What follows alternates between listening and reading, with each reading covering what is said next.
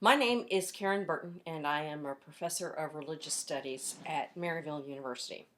And today I want to tackle a very difficult question in the area of world religions, and that is to explain the doctrine of the Christian Trinity.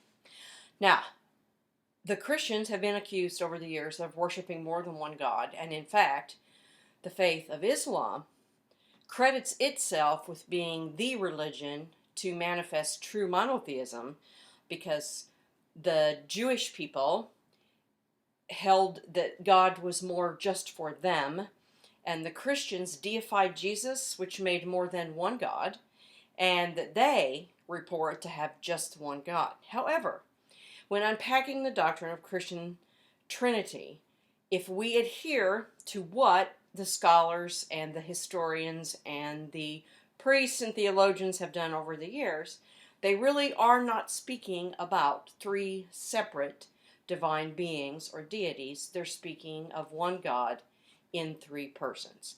We hear this religiously in Christianity as the Father, the Son, the Holy Spirit, the Creator, the Sustainer, the Redeemer, the Holy Trinity.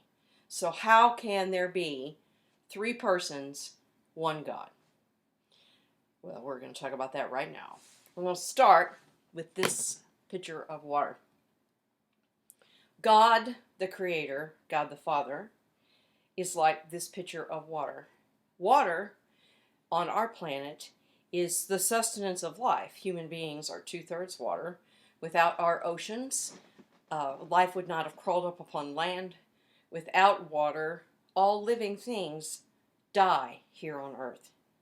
So water is symbolically the giver of life. And in Christianity, that's the first person of God. The giver of life, the creator, the substance of life, that being which began all things. In the beginning, God created the heavens and the earth. That's who we speak of when we speak of the first person of the Trinity. The second person of the Trinity would be Jesus, an actual human being born in Judea around the turn of our calendar, around in the years before the Common Era and the Common Era.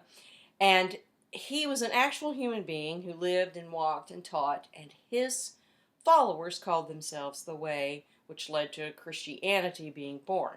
Now, Jesus was, according to Christian theologians, of the very same substance of God, yet not the Creator, rather the Redeemer, the Son, the person of the second person. Well, what if Jesus we compare to ice? Ice is water that has taken solid form.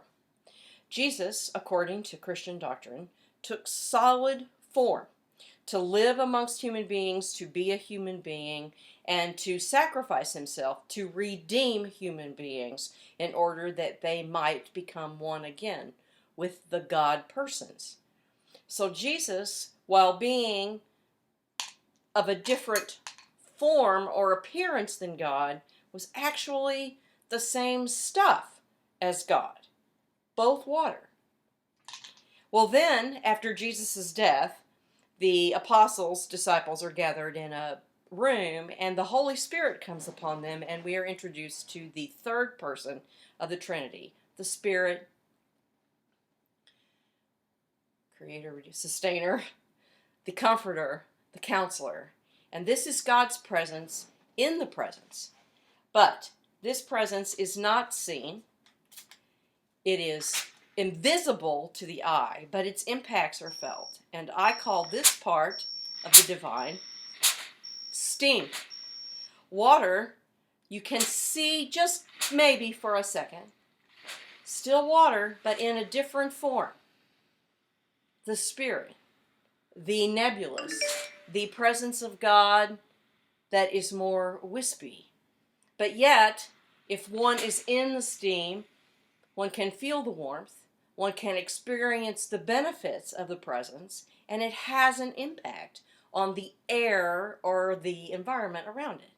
So God is God, but God manifests as a creator, life-giving Father, as a redeeming physical person in the life of Jesus Christ, and as a spirit, alive, dynamic, moving in our everyday lives.